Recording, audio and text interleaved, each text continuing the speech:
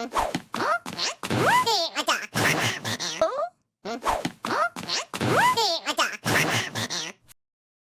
up, guys? Welcome to a new episode of SpikeNet and Friends. I am here with a Team Florida legend, a Miami alum, OTVA alum, OTVA Orlando alum, actually. Yes. And she played all the edge in Florida region. Right. Our first interview in the SpikeNet, and my future sister-in-law, Alanys Viera. Clap it up. Welcome.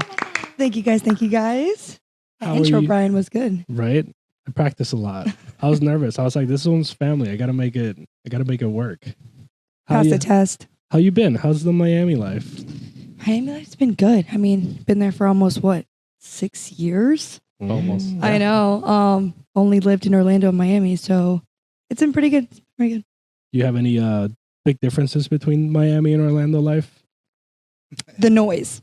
The noise. The noise. When I come back to Orlando, I always talk about it with Jen. It's like the peace. I don't hear honking. I don't hear all the ambulance every day. all the ambulance. When I come back to Orlando, I hear birds in the morning, which is a little different. And I don't hear that in Miami. So obviously you're an OTVA Orlando alum. You played for your dad. So let's just start with like earliest Alanys Viera.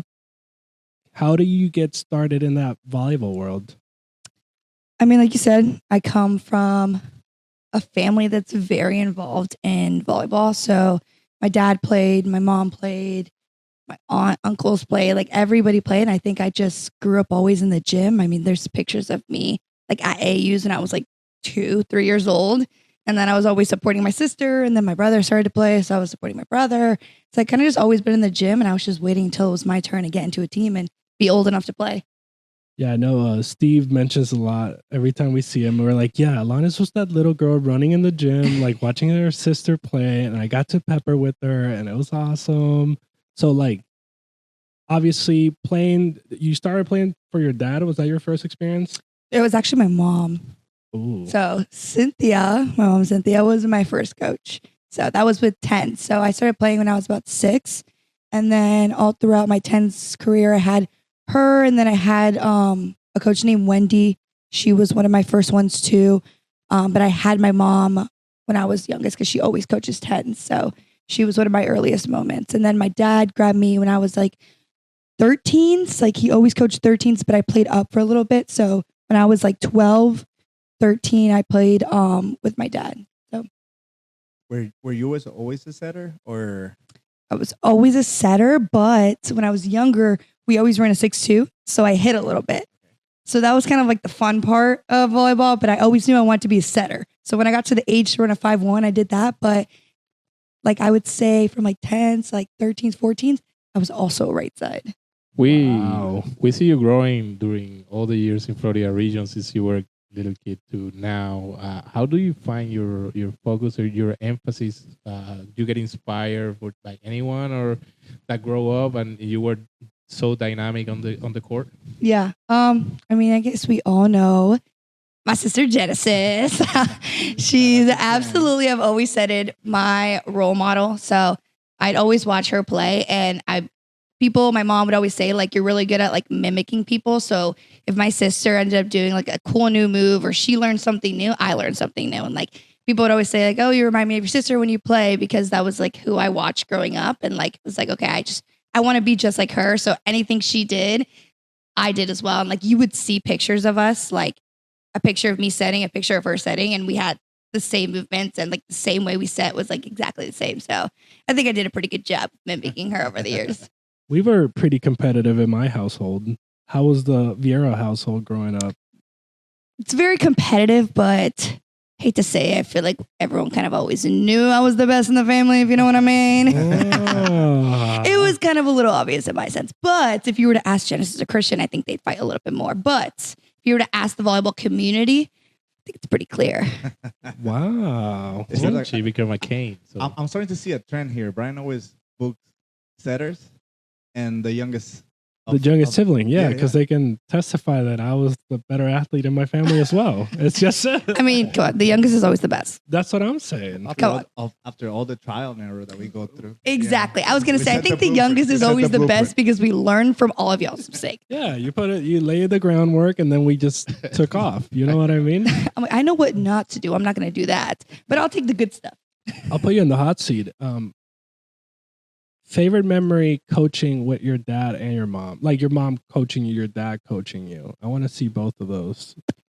That's tough. Okay, actually, I do know the answer to this.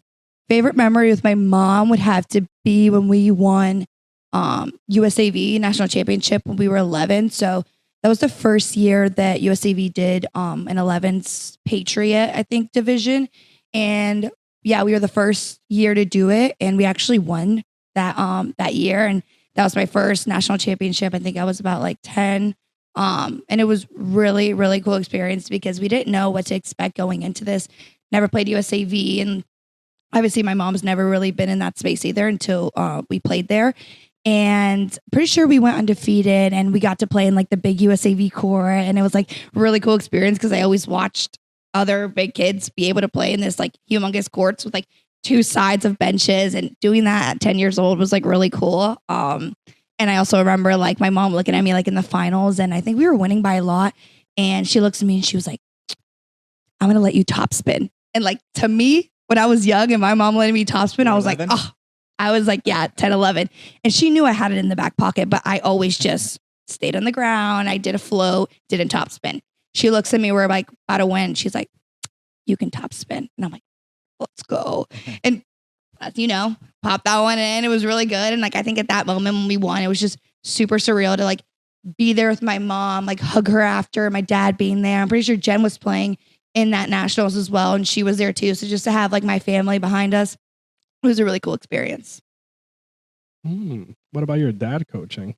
And then my dad coaching. Okay, I know it's all goes back to like winning. I would say two. I think the first one would be when we beat, it was OVA at the time. So it was TBVA and OVA before we joined. OVA was obviously our biggest rivals, and they had their one team, I think it was 13th year, could have been 13th or 14th. We played OVA in almost every single tournament, and it was always the finals, and we would lose to them every single year. Like every time we played them in that tournament, we would lose to them. It would always be a really good, like intense 3-set, really good game. Got to nationals. We played them. I think it was quarterfinals of the gold bracket the final day.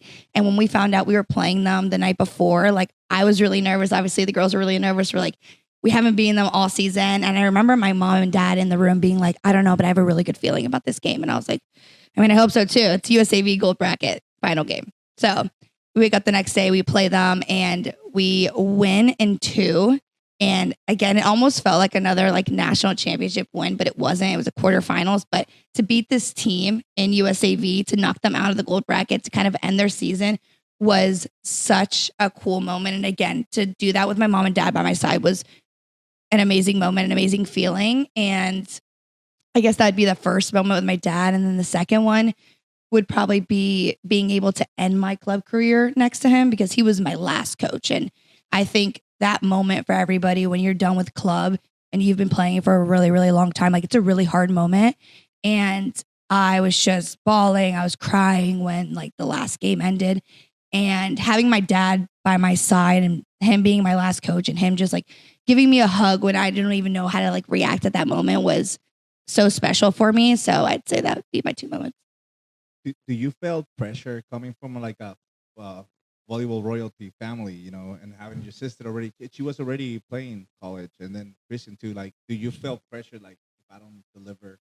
Yeah, I would say for sure. I think there was a lot of moments where growing up, obviously you don't know too much about like what anxiety is, but as you get older, you do. And as I grew up and everything, I'd realize that like I would kind of get this like anxiety before games of, I feel like I need to play perfect, because a lot of my coaches, not just my parents, but a lot of my coaches like would expect the best for me. Like I feel like I was always a captain, and with being a captain, you needed to be perfect at all times, because it was almost like if you weren't perfect, everybody was kind of that same wave. Like, okay, what's happening? So if I wasn't on, the team wasn't on. And I felt like that pressure of like, okay, like I feel like it's up to me. And if it's not, then the whole team goes down. So it was a lot of pressure. And that's something that I had to deal with. But as I grew older and I understood it more and I knew what I had to do before games, I knew what I had to think about before going out there, it helped a lot. But it was definitely difficult in the younger ages.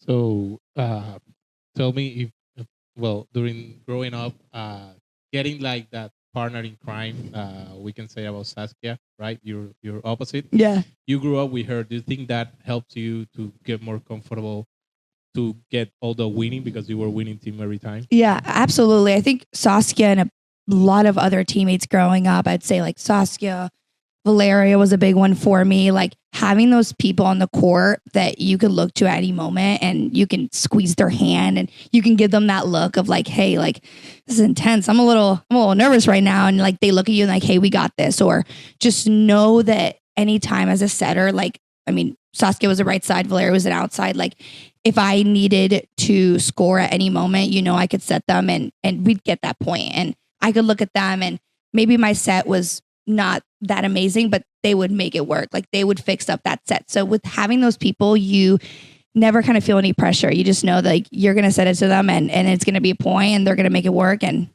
we're going to succeed at any moment. We were talking in our last podcast about Natalia Valentin being a small setter. You know, do you feel, how do you came, you know, se me fue la palabra. Well, this is a Spanglish podcast, but how do you overcame that, you know, that first, because you can't hide.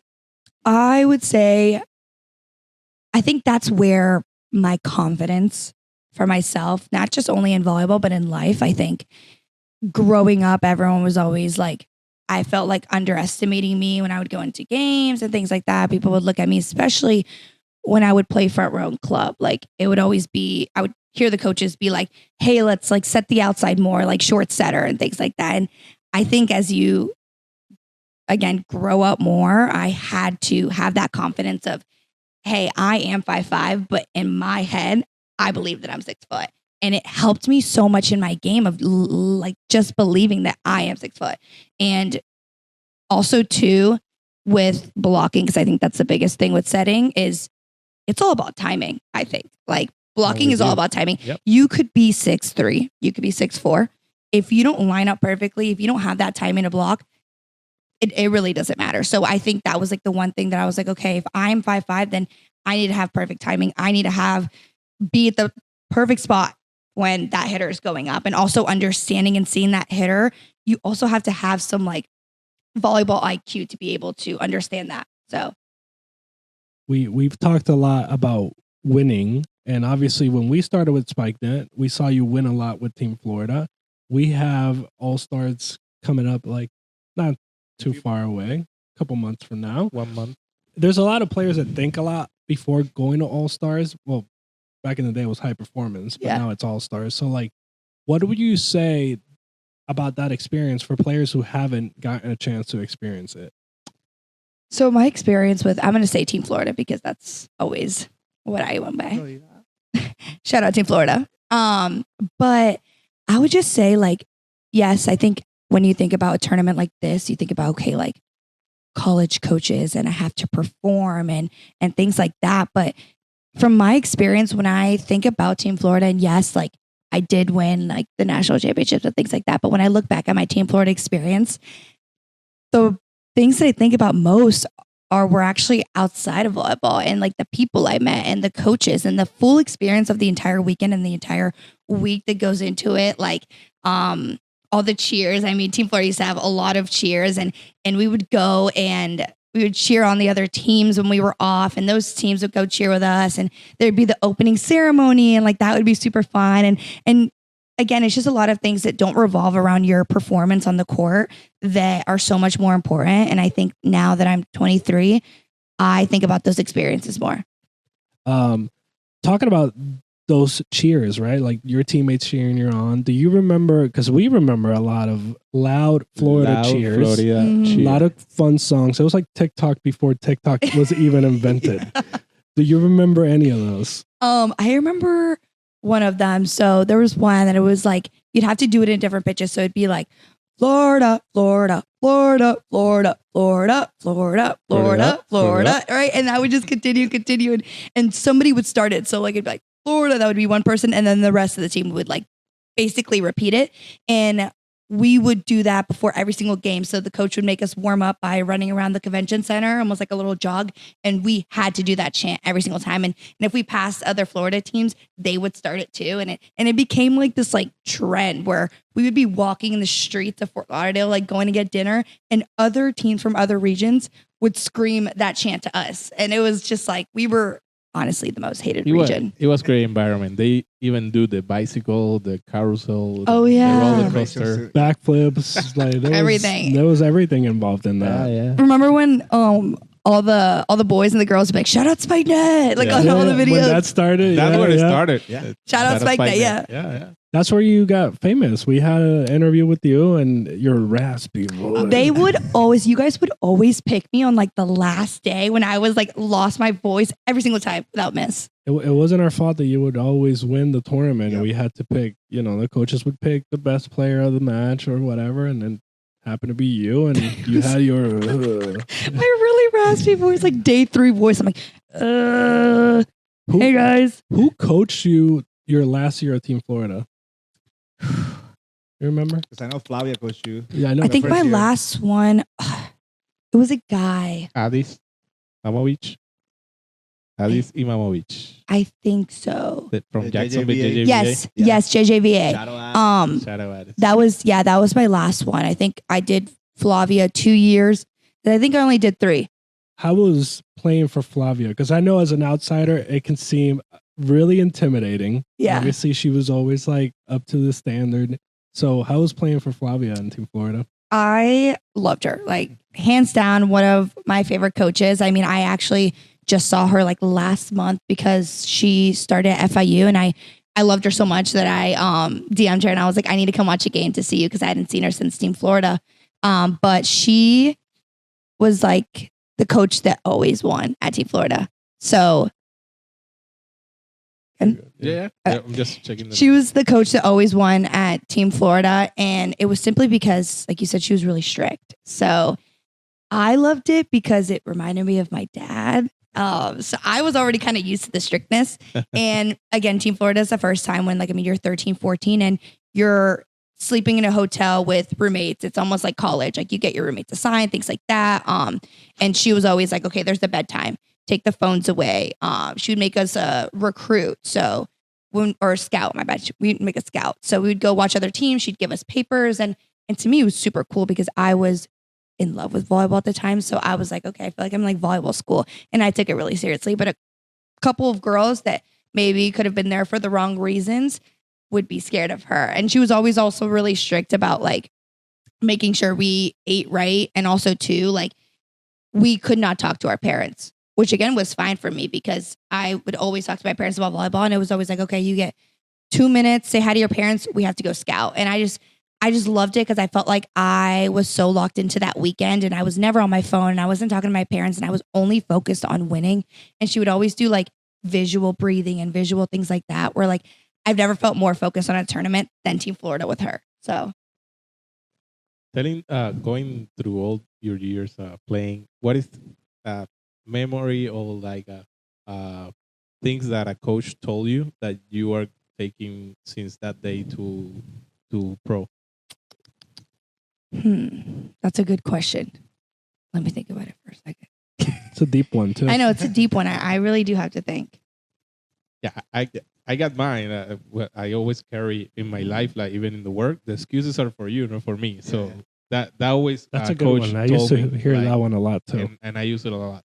So things like that can help you growing, not only in volleyball things, if not in life. Yeah, I don't think this was something that was told by a coach, but I think it's something that I heard that like kind of became my motto, and I was like doing like practicing every single day and in college and everything. And I actually made like merch on this kind of line because I was so obsessed with it. But basically it was obsession beats talent every time. So my biggest thing was like you said, I'm short. And I would always hear from coaches. There was this one specific coach, but I'm not going to say the name of it. And it was a college coach. And she always said, like, you. Sorry, it's a she. No, So it's a she. So it's a she. Yeah. We're narrowing down the list. I guess who? She said that. Those had glasses. No.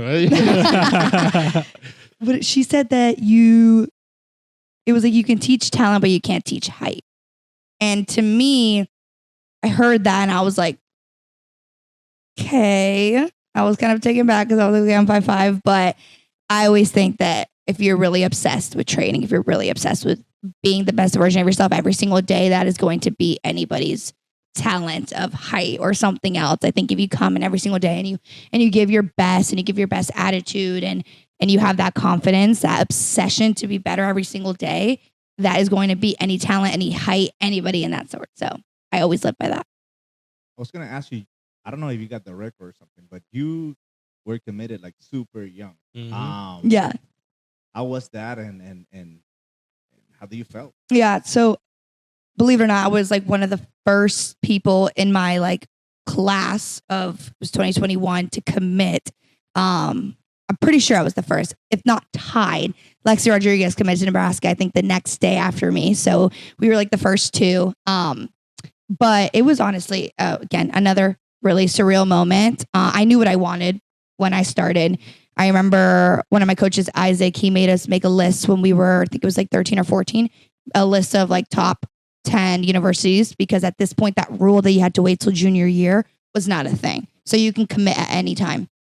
And I remember, this is a little backstory, but I remember when the University of Miami, it was Jill at the time, she came to watch me at Team Florida. Now that we're talking about Team Florida, but she came to watch me at Team Florida, and I remember seeing her, and I told my mom, I was like, Mom, like I saw like the University of Miami on our court, and at that time Saskia was there. So my mom was like, yeah, sweetie, you know, she's probably watching Saskia.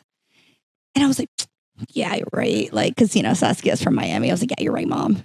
And I kept thinking about it. And again, backstory, I put the University of Miami #1 on that list when Isaac told me to, because I always wanted to go there. And when I saw her, I was freaking out. But then I was like, yeah, you're right. She's probably watching Saskia. And then I think it was like 2 days later, I got the follow from Canes Volleyball on Instagram. I was like, wait a minute, the follow. And at this time, it was a big deal. I run to my mom. You guys are going to laugh. I run to my mom, like, Mom, Canes Volleyball just followed me on Instagram. She was like, what? That's got to be a fake account. Wow, fake account is crazy. Mom. I was like, no, I swear, like, this is the official account. She's like, give me that. I like showing her, and now she's starting to believe it and everything. And then I get the card in the mail of the University of Miami. I then ended up seeing one of the coaches in a tournament, and I don't know if they still do this now. I don't think they do with the rules, but there used to be like business cards. Like they used to give the coaches their business cards and be like, hand this to Alanys. And I remember when my coach handed me, it was Casey Kreider's business card when I was like, I think it was 14. It was my 14th year. Yeah. I was freaking out. Like I remember taking a picture. It was in Atlanta, Big South. I remember taking a picture of the card in the hotel. And I think like nobody was in the hotel at the time. It was like just me. And I remember just like crying. Like I was like 14. I was like crying. I was like, there's no way this is real. Like I just had the business card of Casey. Like I was holding it in my hand. And I was just super excited. At that point, I wasn't thinking about any other school. I know a couple of other ones were reaching out to me. USF was a big one that was kind of sending me emails and things like that. But like I could not get like Miami out of my mind, right? So then I went to the summer camp that I think it was 2017. Went to the summer camp, and after the camp, that's when they offered me.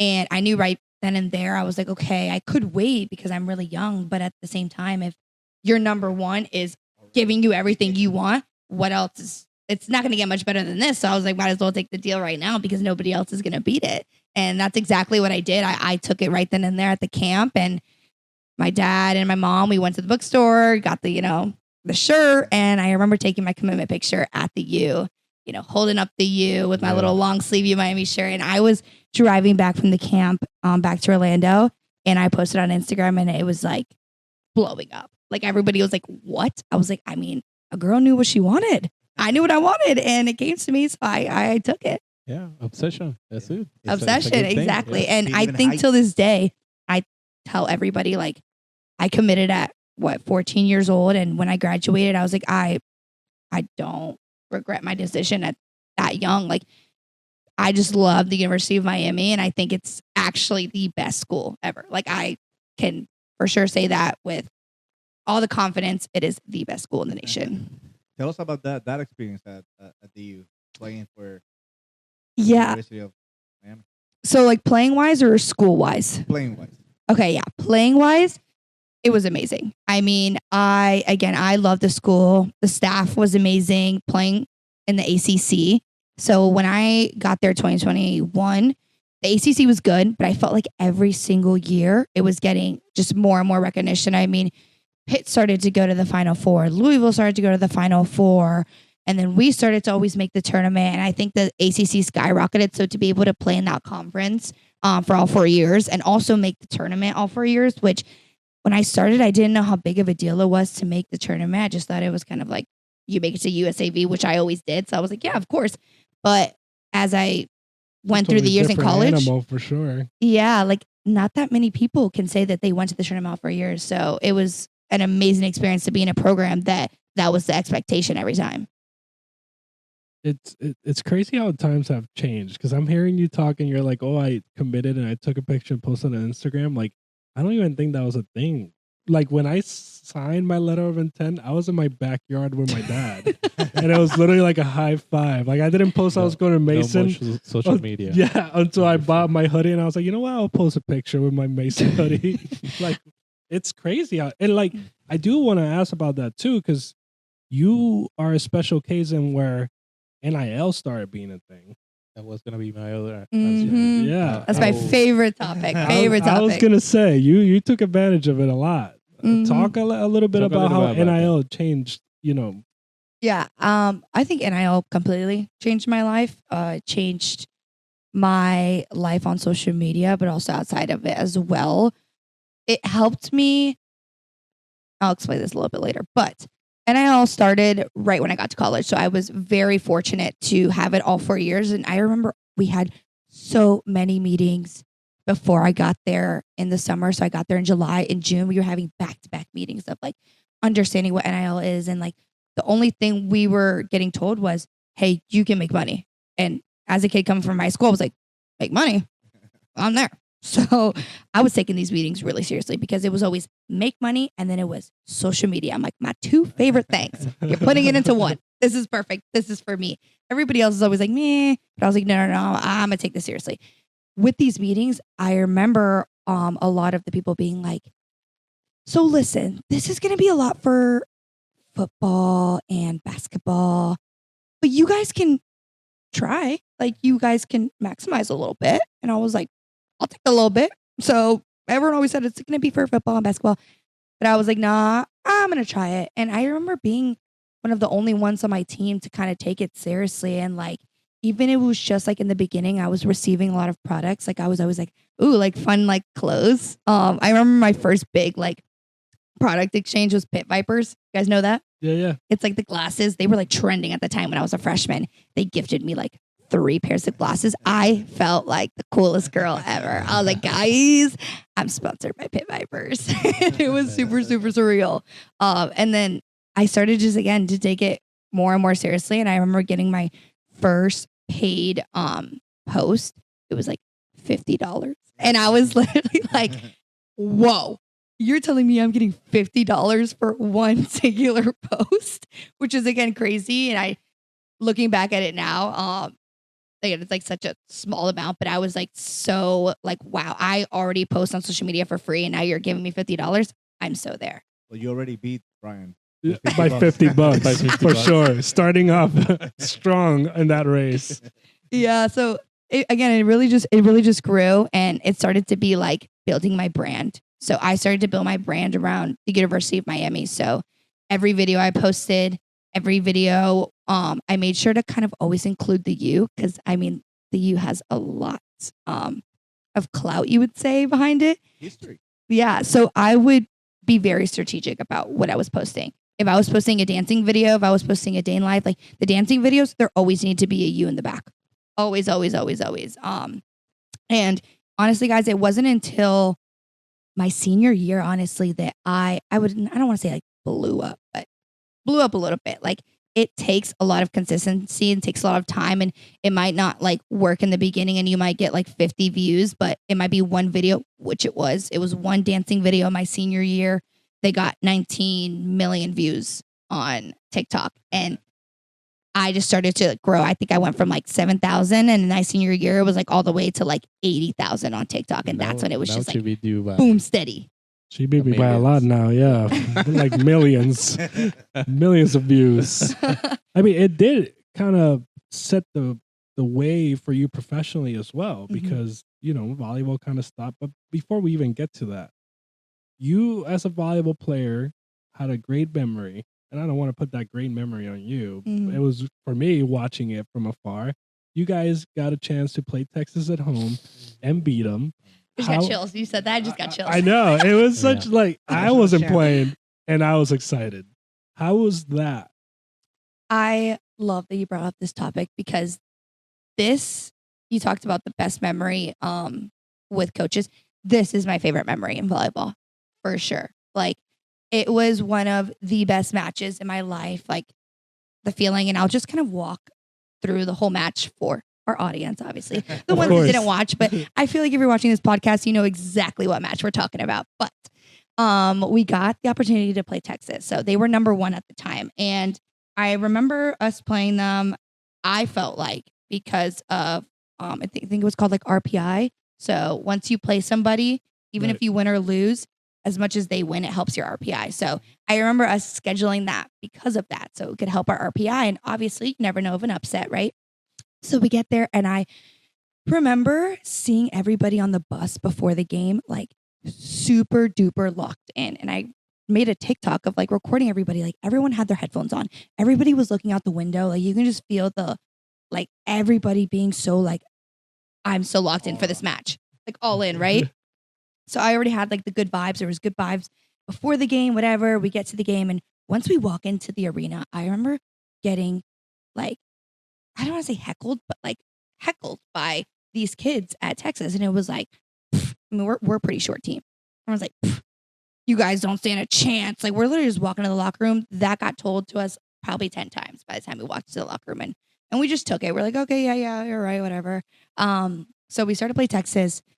Fast forward, we're down 0-2. So we lost the first 2 sets, and I wasn't playing at the time. And I knew my role. Like I knew my role. I wasn't the starting setter, and that was fine. Like I knew I was going to come in at these tough situations and do what I needed to do. But it is a hard situation to be in. But again, like I had that mentality that it's like, okay, I'm going to go in when the score's down, and I'm going to do my best. And if I can get us out of this, awesome. If I can't, we'll go on to the next day, So I knew what I needed to do. So we were down 0-2. We were down like, I want to say like 21, maybe 16. And that could have been not the exact number, but we were down. They were in the 20s. We were in the teens. So let me tell you that. And coach puts me in. He's like, Alanys, you're going in with another outside. Her name is Paula. Alanys, you're going in. And I remember just being excited. And I told my friends next to me, I was like, you know what? Win or lose this third set, I get to play in Gregory. Packed Gregory. When I'm telling you packed, guys, packed. There wasn't like one singular seat that wasn't taken. So loud. I go in and I'm like, let's do it. Go in. Pretty sure I aced the first serve that I go in. So I go into serve first and I ace it. All the nerves of that match just completely like fell through. Like I aced it and I was like, you know what? That was all the confidence I needed. Let's run it. So we actually ended up winning that set like 26-24 after coach puts me in. And I was like ecstatic. Everyone's like, we just beat Texas one set. But we were like, one set's insane. Like they're number 1. Like, let's go. Another one. Our RPI, we already skyrocketed because we beat one set, right? Come the 4th set, coach is like, Alanys, you're starting. I'm like, what? I'm starting. And he's like, yeah, you're starting. And I'm like, okay, like that's fine. Start the 4th set, and we were just on a roll. Like there was not, I don't think, a time in that set that they were up. We were up the entire time in that set.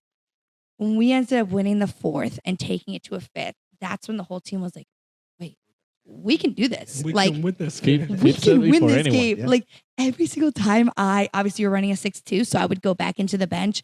My team would look at me and be like, what is happening right now? Like we could not believe it. And the more like as the sets went by, you could hear like the crowd kind of like almost like their faces too, and like how loud they were being. It was just like going down. Like they could not believe what was happening. And my That favorite silence. thing too is when you're winning by a lot and the fans actually try to like cheer more. That's how you know you're doing something right. When Yeah. they're just like, oh, we gotta get louder. You Like start to feeding from them too. 'Cause it's Yes. like, beating.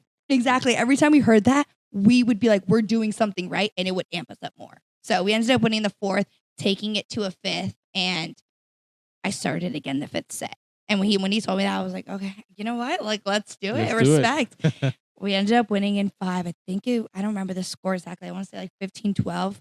But I remember like the last point, like perfectly. It was like free ball came over. I think I said Grace on the right side. She was like our lefty right side All-American, amazing. And she hit that ball and it trickled down the block. And when we won, like I don't even remember what it sounded like. You know when you hear like It just goes silent. it just you know? went Goes- silent that- for a yeah. second. I like fell to the ground and I was like, you know that like when you're in the ER and you hear that little like when someone dies? That's I Flat- swear that's what I flatline. heard. Yeah. That's exactly what I heard. And we rushed to the locker room and we're doing like the water and it's like insane. And like everybody's texting me. My parents are calling me. They're watching the game. Like the amount of people that watched that match and were texting me about it and posting about it. Like I honestly, I'm not going to lie. I felt like I was on top of the world. I felt like I was her. Like, I mean, who wouldn't? You just beat number one. And it was after that, we went to beat like, I think it was like Stanford in the same season and like other crazy people that were ranked. And it was just one of those seasons that we knew who we were. When we were on, we were on. We could beat anybody. It's like the Patriots in Miami. You remember the football, NFL? Yeah. Yeah. Sounds like the same. Yeah, A yeah. professional thing. They beat it at the last second. Yeah. So in volleyball, it's It's the same. same emotion. So Same emotion, yeah. It's the same emotion. And again, I always go so it's back to great, like, it's great. I knew my role and I knew that like if they needed me at any point in time, I just have to give it my all, give it my best. And that's exactly what I did. And again, I ended up being in all 3 sets after that. And like, again, not even just beating the number one, but like reverse sweep. Yeah. You're right. Come on. Reverse sweep also, I don't know the exact stat, but they hadn't lost like in their home gym in like years. It was like years and years and years that they did not lose in Gregory. And then we upset number one in Gregory. It was an insane moment. It's amazing that story. So I get chills every time. If you have any chance, if you're listening to this podcast, just go and watch that match on YouTube because I still watch it to this day. On replay. On replay, You go actually, to every single bed, day. replays it. Yeah. I go to bed. I need a confidence booster. I watch a match. I know you mentioned it briefly, but how was that adjustment from being because you were like at OT, Mhm. so Team Florida, yeah, you were captain too, right? Yeah. To now have a different role, not knowing if your number's gonna be called. How was that? It was really, honestly, really, really hard at first. Like you said, I never experienced that, but I think it brought out something different in me of almost like I wanted to find any way that I could help the team. So whether that was being that support system for anybody that was inside. I remember freshman year when I didn't get as much playing time, I would always be like, okay, what can I do to make this team better? And I learned that it was by using my volleyball IQ. So I would just watch the game the whole time. And in timeouts, like I would talk to our other setter. I would talk to our hitters. I almost felt like a little coach in a sense, but it helped me almost feel like I was in there without being in there. And I also felt like I was maturing in a way of like, I was never the one that was going to pout on the bench. So I always knew that like anybody was watching, these little girls are watching. And I wanted to be an example of like, it didn't matter if I was playing or not. Like you were not going to see me pout on the bench. Like not for a second. It was always just supporting whoever was inside. And I think that helped me a lot with, again, the confidence, but two, personally, like one with NIL, but two with, everybody that was watching, people would always be like, "Oh my gosh, I love you and I love you." And like they didn't love me because I was playing. They loved me because of who I was and my personality towards the team and being that fun, bubbly person that I know I always like could be. And again, yeah, it brought out a different side. Cause I think if people were to know me in club, it'd be like this fiery, like always intense, like, determined. And I think if other people were to ask who was Alanys in college, it'd be like this bubbly, supportive person. So And I think we talked in previous podcasts that when you're doing practice, the second team or the first team, when they play together, that is a thing that growing every time you play again. So also about that and practice everything that you grow the team every time you went there. yeah. I mean, people always say like you're just I think the saying's like you're just as good as your weakest link. Right. So I knew like you'd always have A and B side and things like that. That the B side, like you're still making our starters better. And again, I knew my role, which our coach Keno and like the assistant coaches, they would always call it like starters and finishers. So there'd be people that start the game and there'd be people that finish the game. And like the Texas thing, I was a finisher. And at first I was like, what do you mean I'm a finisher? Like, what do you mean by that? And you could take that and be upset about it. Or you could take that as, hey, you know what? Like, I have that confidence. I have that fire in me that I can go in at any point and finish a game. I think that's a pretty cool thing to say. And also, too, like, I wanted to be in those games so bad that it didn't matter that I was starting or finishing. I just wanted to be on that court. I would do anything. And I know you guys will probably ask me this later, but like, there was a point in time where like I had to change my position. And that was really difficult and different for me. But I remember being in my coach's office and being like, hey, I want to do what's best for the team. I want to be on the court. And I know you guys need me because I was that leader for it, whether I was playing or not. And if that meant changing my position, I would do it. And I did. You mentioned that you were like a coach in the court. How was it to play for Keno as a coach? It was absolutely amazing. All 4 years, obviously, I was there. I've known him since, again, I was 13. So he watched me grow up, but I learned a lot from him. One of the things that we learned at Miami or that we teach is gold medal square, which is kind of like a system that some people do. But OT, we never did gold medal square. So that was all new to me when I got to college. And I felt like I almost needed to relearn volleyball in a sense. But to me, it was really cool because you almost hit like almost like an edge, like a break where like you feel like every single day you're getting better, but you're not like learning and learning too much, right? Like that 17th, 18th year. But then when I got to college and I was learning like this whole new system of how to play, it made me be more focused in practice and know that every single day I was coming in, I was learning something different. And there was things that I was taking from gold medal square that I was like, wow, like I really do like this. I like that.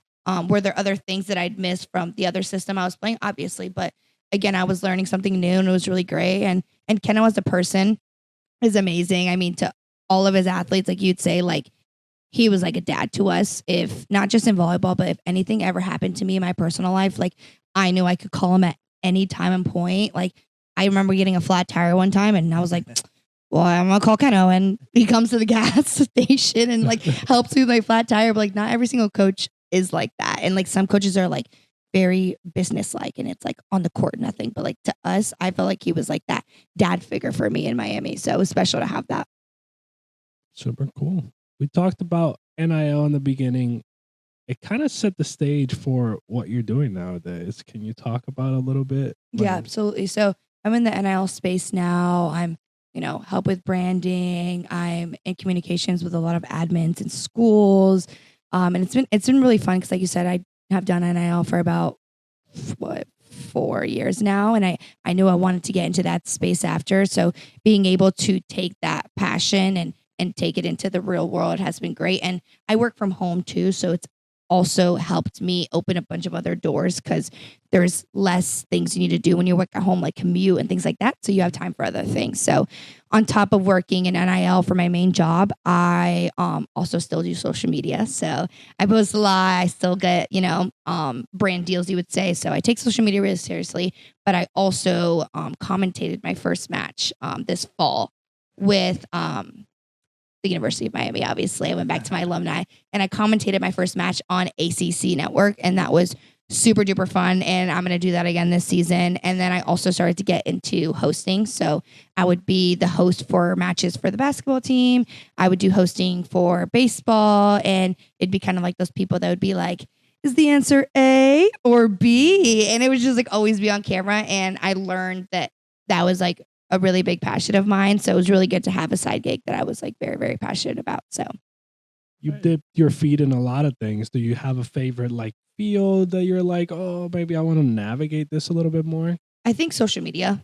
One of the biggest things I've learned is I really, really do love social media and I love doing it for myself. But I have always been thinking of like, why not helping others or doing it for others or running other people's social medias of any sort of type.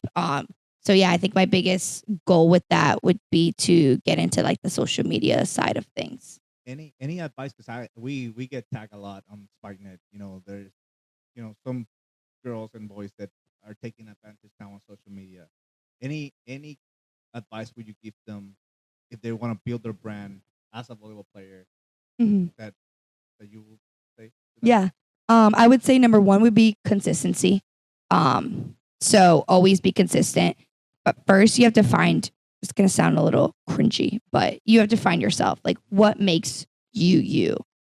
Roll with that. Like for me, like what made me was volleyball. And I made my content centered around that. Now that volleyball's not a thing, I center myself around Miami. Because tell me now, when people look at me, they're like, oh, Miss Miami. Like that's kind of the brand. So it's Mrs. 305. So Mrs. 305, you know what I mean? So you got to find yourself. You got to know what makes you and like use that to your advantage. And then again, consistency is really key. So whether you're getting 0 views, whether you're getting 19 million views, keep on posting.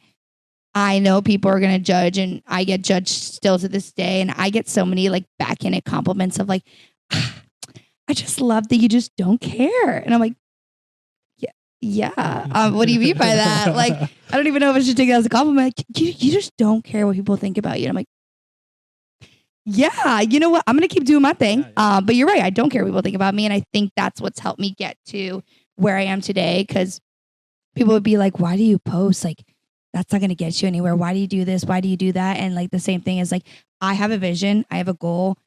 I can feel what my future is going to look like. And I feel like if I give up on that vision and that like gut feeling of what you're meant to do, I feel like I could not live with myself. So I don't really care what other people's going to say. And you shouldn't either. So maybe we got a MLB or love commentator here. Oh yeah, Right? Maybe. Future. that is one of my, I would say, goals. I really, really want to get into like the love volleyball space. That is like my ultimate goal, honestly, is to work for one of them. They recently just actually launched in Miami. Yeah, not a couple of weeks ago. They actually launched it. They're opening up a team in Miami. And I'm like, I can see the future. Like I make a vision board actually. I make a vision board every single year. Start the year of like what I want my year to look like, what I want to accomplish and things like that. And I have a picture of love, like the words and everything in that vision board, because I was like, I don't know, but I just have a feeling and I want to get involved in that organization and I know I will in some sort of way. And then all of a sudden they open up in Miami. So I was like, I just had a feeling and I knew it. So that's definitely the dream goal. Why not hire Miss 305? I mean, come on. What better than Miss 305 in Love Miami? We can make it happen. Go ahead. No, you go ahead. You know, it's funny about faking it till you make it. I always tell that, and I don't say that you're faking it. It's just that you have you have to believe in yourself, because if you don't believe in yourself, who else is gonna do it for you? And I love that advice. And then I was gonna ask something, but you did a sign, and I forgot what I was gonna ask. I was saying, get a little bit close to the microphone. Yeah. That's it. So I guess I think it was like volleyball, or you want to do whatever sport you wanna. Is it volleyball? You want to get back to just that volleyball circle, or? I think that is why I went back to wanting to get into love, was simply because this past year, like not having volleyball honestly has been like one of the toughest things for me. Like my identity has always been volleyball, and like I'm going to keep it real. Like I found myself in just like very like depressive states of like I didn't know who I am. I didn't know what I was doing. Like, NIL is great and stuff, but it's like not directly volleyball. And I think I lost that sense of me. And it wasn't until I took that mic at the commentating game and I started to host and got back into that space where I was like, I miss it. Like I really do miss it. It was part of me for 22 years. And I think getting back into that community would really heal something in me. So that was like my biggest thing of like, I know that I'm meant to be in this community. And like everyone's like, well, why don't you coach? I don't think that's the route I wanted to take, but I do know that the route of my future is in the volleyball community. So It's funny because it's like a niche community. Mhm. It's so big, and no matter where you go, they always take care of you. And I love the volleyball community. You know, I never played like you guys, but being a part with the Spynet everywhere we go, it's like you feel like home, and it's awesome. it is. And again, growing up and then, my dad being Felix and OT and everything, like it has always been like they have always been a community to me, and everybody has felt like family, and I've learned so many people from it. And like you said, like that connection and that like deepness with everybody that you meet, you don't get that everywhere. And I thought that I could find it in other places, and I can't. So like, I know that if for me to feel that way, I need to get back into the volleyball community. Oh, we know you're good because you practiced with us within Florida when you Yeah. graduate. You did a little bit of hosting Yeah. and things. So it was super cool and it works. Right. You move a lot of our TikToks are now. Oh yeah, you went viral. So Yeah. We So still have you- one of your TikToks you're in a good- getting likes. Yeah. Wait, which one is it? the one that you.